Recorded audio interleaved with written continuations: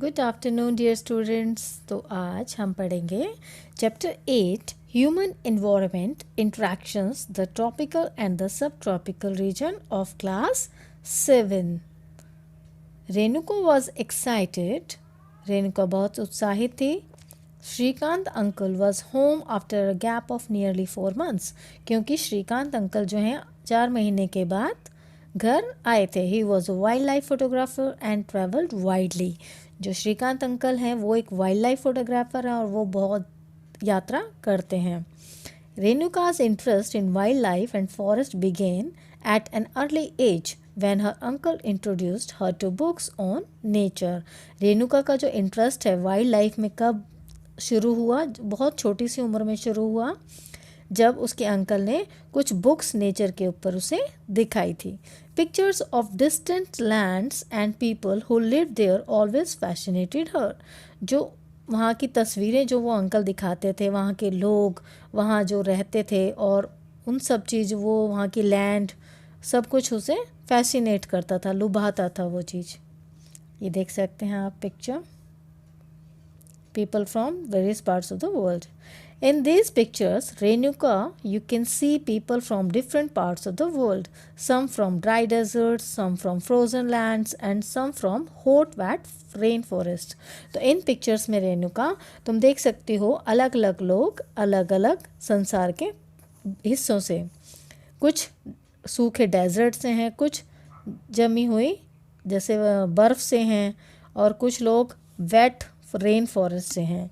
They look so different from me. वो मुझसे बिल्कुल अलग दिख रहे हैं, रेणुका ने ऑब्जर्व किया। They may look different but they share the same basic needs of life.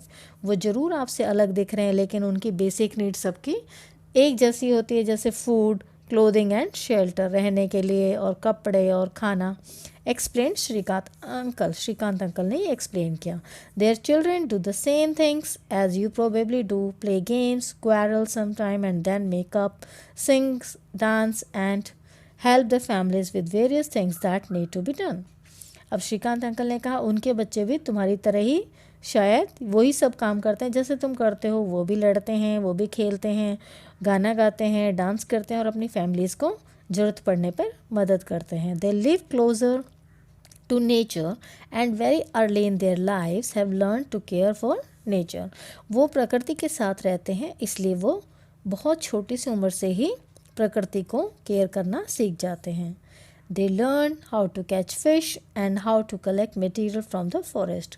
वो मछली पकड़ना और नेचर से मटेरियल कलेक्ट करना फॉरेस्ट से जल्दी सीख जाते हैं।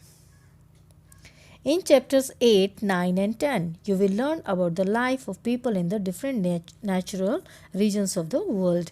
अब बच्चों आपको चैप्टर 8 जो अभी आप पढ़ रहे हैं, चैप्टर 9 और 10 में हम क्या पढ़ेंगे कि अलग अलग लोग जो अलग अलग नेचर रीजन से हैं संसार में, उनकी लाइफ कैसी है, उनके लाइफस्टाइल के बारे में हम और जानेंगे।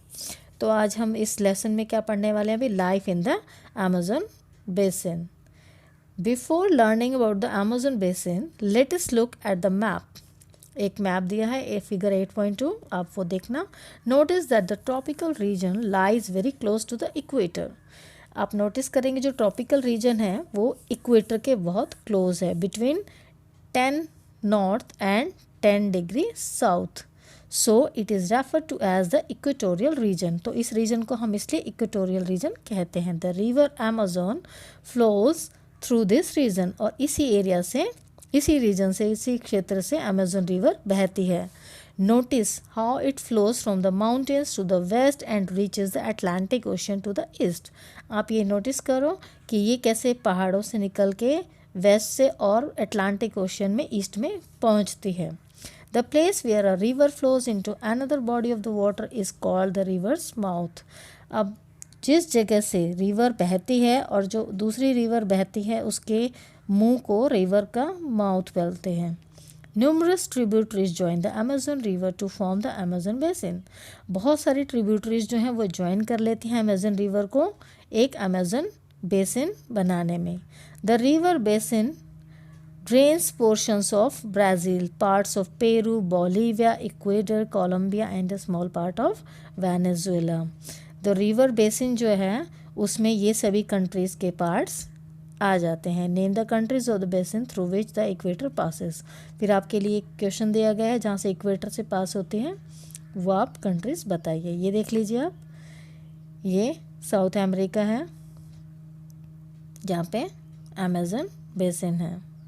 अब बच्चों यहाँ पर इस रिलेटेड एक क्वेश्चन आ सकता है कि किस कॉन्टिनेंट में अमेजन बेसिन है, तो your answer will be south America. So next climate. अब हम पढ़ेंगे वहाँ पे क्लाइमेट कैसा होता है. एज यू नो नाउ, अब जैसे आप जान चुके हो, the Amazon basin stretches directly on the equator and is characterised by hot and wet climate throughout the year.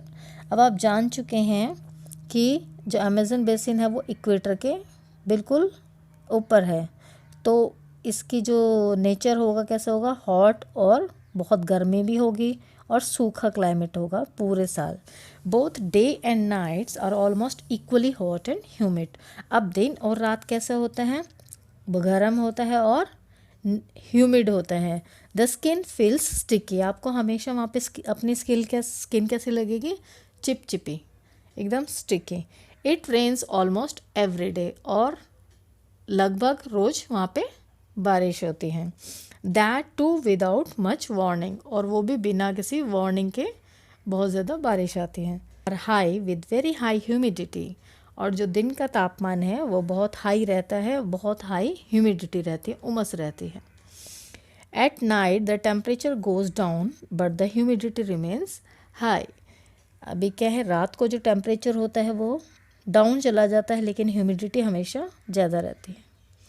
Now rain forest. As it rains heavily in this region. अब जैसे कि इस क्षेत्र में बहुत ज़्यादा बारिश ज़्यादा आती है, थिक फॉरेस्ट ग्रोज. तो इसलिए यहाँ पर घने जंगल होते हैं. The forest are in fact so thick that the dense roof created by leaves and branches does not allow the sunlight to reach the ground. अब फॉरेस्ट में इतने ज़्यादा घने जंगल है, ये इतना घना है कि जिसकी रूफ है जो लीव से बनी है, ब्रांचेस से बनी है, उससे जो सनलाइट होती है वो ग्राउंड तक नहीं पहुंच पाती है. The ground remains dark and damp. अब जो ग्राउंड है वो इतना घना और बहुत ज़्यादा डार्क होता है.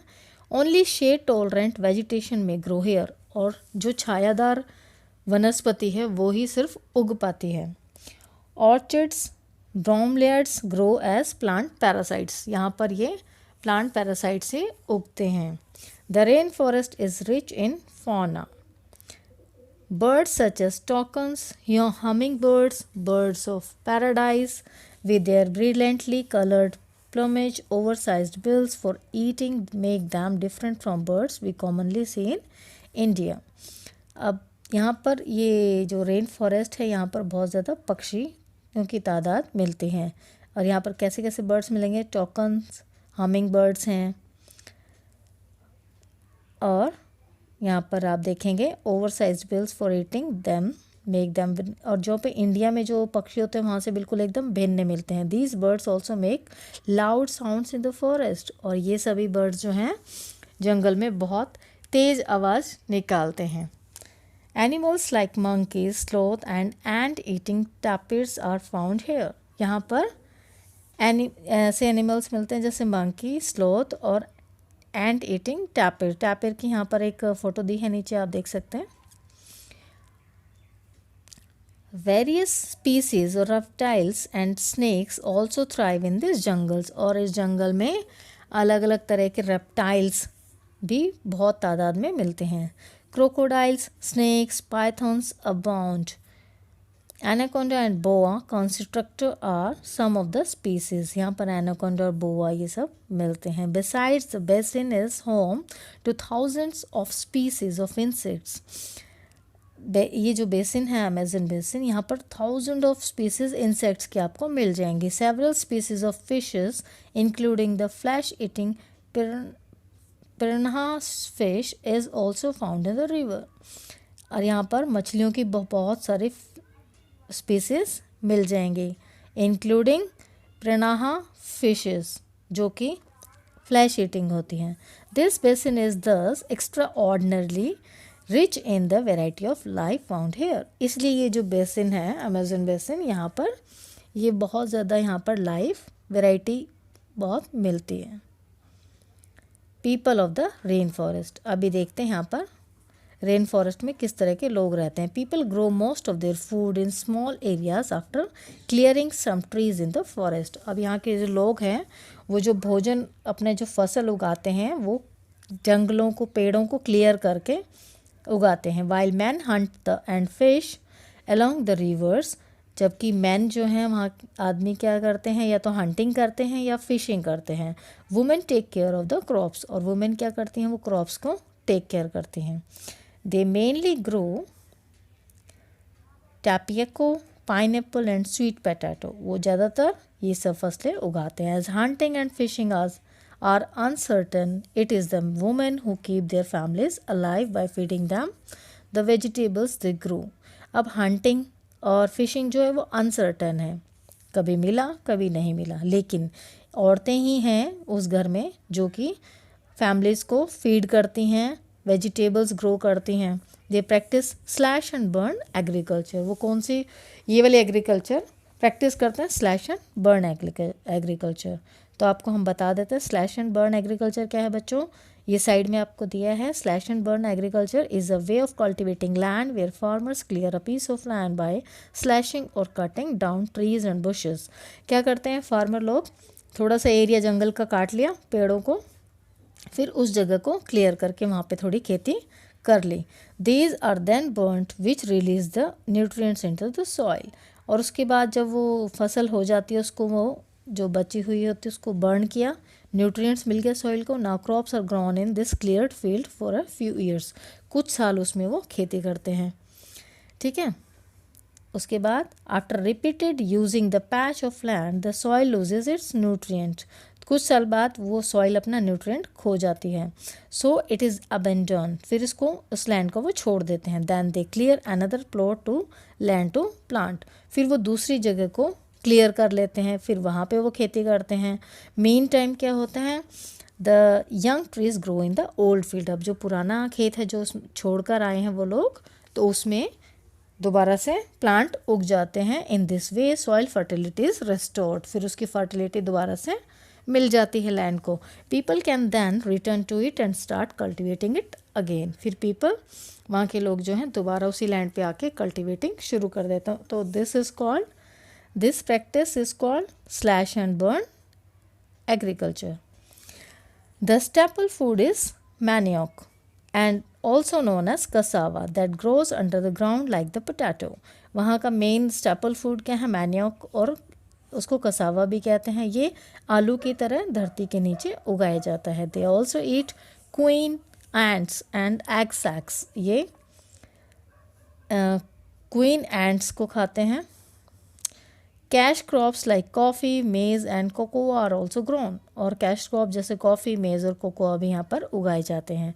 The rain forest provide a lot of wood for the houses, the rain forest से हमें क्या मिलता है, बहुत सारी वुड मिलती है, लकड़ी मिलती है घर बनाने के लिए। Some families live in thatched houses shaped like beehives, कुछ फैमिलीज जो हैं थैच्ड हाउसेस में रहते हैं, उनकी शेप कैसे होती है, बीहाइव्स, जो मधुमक्खी का छत्ता होता है उसकी तरह होती हैं। There are other large apartments like houses called maloca with a steeply slanting roof, अब दूसरी तरीके के भी घर होते हैं जिनको मालोका कहते हैं। Life of the people of Amazon basin is slowly changing, लेकिन जो अभी जो लाइफ है अमेजन बेसिन के लोगों की अभी धीरे धीरे बदल रही है। In the older days, the heart of the forest could be reached only by navigating the river. पहले हम फॉरेस्ट के हार्ट तक कैसे पहुंच पाते थे, नेविगेटिंग, रिवर को नेविगेट करके। 1970 the trans Amazon highway made all parts of the rain forest accessible. अब क्या हुआ, 1970 में जो ट्रांस अमेजन हाईवे है उससे क्या हुआ, हम रेन फॉरेस्ट एक्सेसिबल हो गया, जाने लायक हो गया, वहाँ पे आप जा सकते हैं। Aircraft and helicopters also used for reaching various places, अभी क्या है, एयरक्राफ्ट भी यूज़ किया जाता है, हेलीकॉप्टर्स भी यूज़ किया जाता है वहाँ पहुँचने के लिए। The indigenous population was pushed out from the area and forced to settle in new areas where they continued to practice their distinctive way of farming. अभी जो वहाँ की ओरिजिनल पॉपुलेशन थी अमेज़न बेसिन की, उन लोगों को उस एरिया से फोर्सफुली बाहर निकाल के और वहाँ पे बाहर सेटल किया गया ताकि वो अपनी वे ऑफ फार्मिंग को वहाँ पे प्रैक्टिस कर सकें.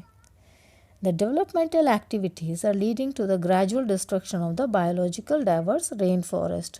अब जो ये विकास की उनकी एक्टिविटीज़ हैं तो इससे क्या होता है, डिस्ट्रक्ट होती हैं बायोलॉजिकल डाइवर्स रेन फॉरेस्ट की. It is estimated that a large area of the rain forest has been disappearing annually in the Amazon basin. ये अभी माना जा रहा है, ये एस्टिमेट लगाया जा रहा है कि अमेजन बेसिन की जो बहुत बड़ा एरिया जो है डिसअपियर होता जा रहा है रेन फॉरेस्ट के. You can see that this destruction of forest has a much wider implication. अब इसका बहुत प्रभाव होता है. The top soil is washed away as the rains fall and the lush forest turns into a barren landscape. अब क्या होता है, अगर पेड़ों की कटाई ज़्यादा होगी तो वो मिट्टी बारिश के साथ बह जाएगी और फिर वहाँ की जो धरती है वो बैरन हो जाएगी, बंजर हो जाएगी. Life in the Ganga Brahmaputra basin. अभी अमेजन बेसिन हमने पढ़ लिया, अब हम गंगा ब्रह्मपुत्र बेसिन के बारे में पढ़ेंगे. The tributaries of reverse Ganga and Brahmaputra together form the Ganga Brahmaputra basin in the Indian सब कॉन्टिनेंट. अब इंडियन सब कॉन्टिनेंट में जो ट्रिब्यूटरीज हैं गंगा और ब्रह्मपुत्र, ये दोनों मिलके ही गंगा ब्रह्मपुत्र बेसिन बनाती हैं. The basin lies in the subtropical region that is situated between 10 degree north to 30 degree north latitudes. अब जो बेसिन है सब ट्रॉपिकल रीजन में है जो कि 10 डिग्री नॉर्थ से 30 डिग्री नॉर्थ लैटिट्यूड पर स्थित है. The tributaries of the river Ganga like the Ghaghara, the Son, the Chambal, the Gandak, the Kosi and the tributaries of Brahmaputra drain it.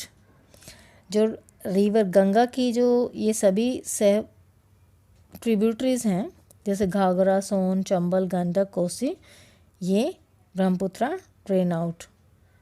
Look at the atlas and find names of some tributaries of the river Brahmaputra. अब आप Atlas में river Brahmaputra की भी tributaries ढूंढ सकते हैं, जैसे यहाँ पर गंगा की ट्रिब्यूटरीज के नाम दिए हैं. The plains of the Ganga and the Brahmaputra, the mountains and the foothills of the Himalayas and the Sundarban deltas are the main features of this basin. अब इस बेसिन की खास फीचर्स क्या क्या हैं? सुंदरबन डेल्टास और Himalayas. Oxbow lakes dot the plain area. Oxbow lake भी यहाँ पे बनती हैं. The area is dominated by monsoon climate. और जो ये एरिया है ये डोमिनेट होता है मानसून क्लाइमेट से. The monsoon brings rains from mid June to mid September. यहाँ पर जो बारिश आती है वो मिड जून से शुरू हो जाती है और सितंबर तक रहती है. The summers are hot and the winters cool. यहाँ पर समर जो हैं वो गर्म होती हैं और विंटर जो होती हैं ठंड के सर्दियों के मौसम में सर्दी होती है. Look at the map of India, find out the states in which the Ganga Brahmaputra basin lies. अब इस फिगर में जो ऊपर दी गई है उसमें आप ढूंढ सकते हैं स्टेट्स, किस स्टेट में गंगा ब्रह्मपुत्र बेसिन है. The basin area has varied topography. जो गंगा ब्रह्मपुत्र बेसिन के बारे में बात कर रहे हैं वहाँ का जो अलग अलग वहाँ की टोपोग्राफी है, डिफरेंट लैंड सरफेसेस हैं. The environment plays a dominant role in the distribution of the population. अब जो एनवायरनमेंट है वो एक बहुत महत्वपूर्ण किरदार अदा करता है डिस्ट्रीब्यूशन ऑफ पॉपुलेशन में. The mountain areas with steep slopes have inhospitable terrain. और जो पहाड़ी एरिया है, माउंटेन्स हैं वहाँ पे एकदम खड़ी स्लोप्स हैं एकदम, तो वहाँ पर वो बहुत अनफ्रेंडली टेरेन है, बहुत लैक ऑफ फैसिलिटीज़ हैं वहाँ पर, इसलिए मुश्किल है वहाँ पर रहना. Therefore less number of people live in the mountain area of Ganga Brahmaputra basin. Unfriendly area है तो इसलिए बच्चों वहाँ पर माउंटेन एरिया में गंगा ब्रह्मपुत्र बेसिन में बहुत कम लोग रहते हैं. The plain area provides the most suitable land for human habitation. तो इसलिए जो प्लेन एरिया है वहाँ पर अधिक ह्यूमन रह सकते हैं population. The soil is fertile. वहाँ की जो ज़मीन है वो उर्वरक है, फर्टाइल है. Agriculture is the main occupation of the people where flat land is available to grow crops. अब वहाँ का जो मेन मुख्य व्यवसाय क्या है लोगों का, फ्लैट लैंड पे फ्लैट लैंड अवेलेबल है तो वहाँ पर वो क्रॉप्स ग्रो करते हैं, तो यही उनका मुख्य खेती है, उनका मुख्य व्यवसाय है। The density of population of the plains is very high, और जो समतल में लोग, प्लेन्स में लोग ज़्यादा हैं, पॉपुलेशन वहाँ पर ज़्यादा है। The main crop is paddy, और मेन क्रॉप वहाँ पर क्या है, पैडी यानी कि rice. Since cultivation of paddy requires sufficient water, it is grown in the area where the amount of rainfall is high. जैसे कि आप जानते हो जो पैडी की जो क्रॉप है वो उसको ज़्यादा पानी चाहिए, इसलिए इसको उगाने के लिए हमें जहाँ पर रेनफॉल ज़्यादा होती है वहीं पर इसको ज़्यादा उगाया जाता है। Wheat, maize, sorghum, gram and millets are the other crops that are grown, और ये सभी जो हैं क्रॉप्स जो हैं ये भी उगाई जाती हैं। Cash crops like sugarcane and jute are also grown. अब जो कैश क्रॉप हैं जैसे गन्ना और जूट, ये भी यहाँ पे उगाया जाता है। Banana plantations are seen in some areas of the plain. Banana plantation भी आप कई एरिया में देख सकते हैं। In West Bengal and Assam tea is grown in plantations. अब बंगाल में और आसाम में चाय के बागान पाए जाते हैं, वहाँ पर ज़्यादा चाय उगाई जाती है।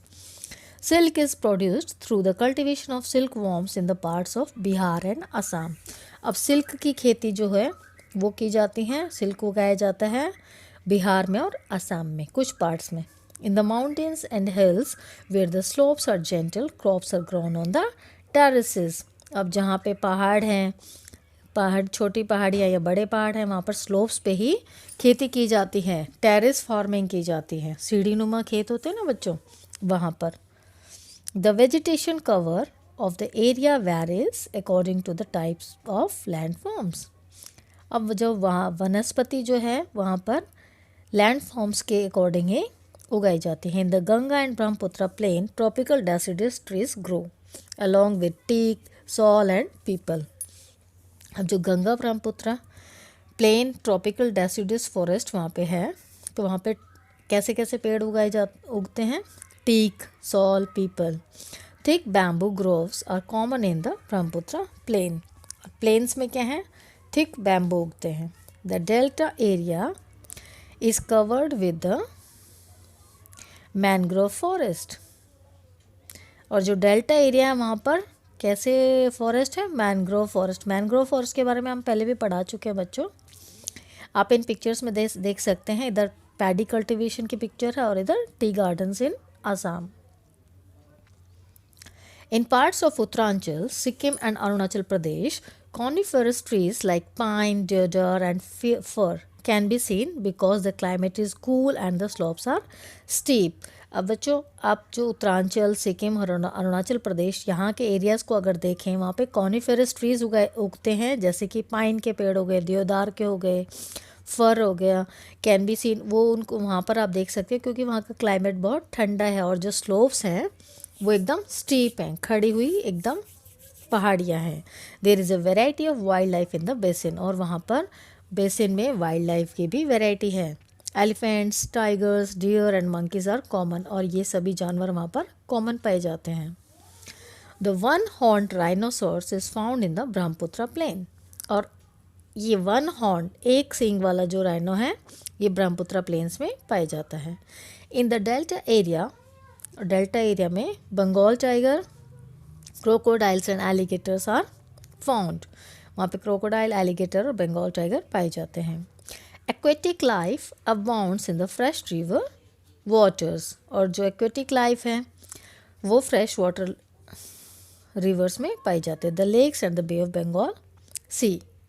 The most popular varieties of the fish are the, जो मुख्य वैरायटी हैं मछली की वो यहाँ पर पाई जाती हैं, कौन कौन सी, rohu, catla and hilsa. The fish and rice is the staple diet of the people living in the area. अब इस एरिया में रहने वाले लोगों का मेन मुख्य भोजन क्या है, मछली और चावल। लेक, यहाँ पर आप लेक की पिक्चर देख सकते हैं, अ सोर्स ऑफ लाइवलीहुड। ये बच्चों एक केस स्टडी है, you can go through this. आगे पे चैप्टर पढ़ लेते हैं। The Ganga Brahmaputra plain has several big towns and cities. Ganga Brahmaputra plain में कुछ बड़े शहर और कस्बे हैं. The cities of Allahabad, Kanpur, Varanasi, Lucknow, Patna and Kolkata, all with the population of more than 10 lakhs are located along the river Ganga. अब गंगा के किनारे पे ये सभी बड़े बड़े शहर बसे हुए हैं जिनकी जनसंख्या जो है 10 लाख से अधिक है. The wastewater from these towns and industries is discharged into rivers. अब इन शहरों से जो वेस्ट वाटर निकलता है वो सभी नदियों में डिस्चार्ज हो जाता है, निकल आ जाता है. This leads to the pollution of the rivers. और इससे क्या होता है, नदियों में प्रदूषण हो जाता है. All the four ways of transport are well developed in the Ganga Brahmaputra basin. Ganga Brahmaputra basin में जितने भी 4 प्रकार के जो यातायात के साधन हैं वो सभी वेल डेवलप्ड हैं. In the plain areas the roadways the railways transport the people from one place to another. और प्लेन एरियाज में रेलवेज और रोडवेज हैं. The waterways is an effective means of transport particularly along the rivers. और reverse के लिए waterways बहुत एक प्रमुख साधन है. Kolkata is an important port on the river Hooghly. और हुगली पर मुख्य एक बंदरगाह है Calcutta. The plain area also has a large number of airports. और प्लेन एरिया में एयरपोर्ट्स भी हैं. Tourism is another important activity of the basin. और टूरिज़्म जो है वो एक बहुत मुख्य एक्टिविटी है. Taj Mahal on the banks of river Yamuna in Agra. Allahabad on the Confluence of the reverse Ganga and Yamuna. Buddhist stupa in Uttar Pradesh and Bihar. Lucknow with its Imambara, Assam with Kaziranga and Manas with wildlife sanctuaries, and Arunachal Pradesh with a distinct tribal culture are some of the places worth a visit. तो बच्चों ये सभी जो मैंने नाम लिए हैं ये सभी घूमने लायक जगह हैं, देखने लायक जगह हैं. जैसे आसाम में काजीरंगा, मानस वाइल्ड लाइफ सेंचुरी, लखनऊ में इमामबाड़ा, उत्तर प्रदेश और बिहार में बुद्धिस्ट स्तूप हैं. ये सभी देखने योग्य दर्शनीय स्थल हैं. So this is all about this chapter. You can go through this, and thank you for watching.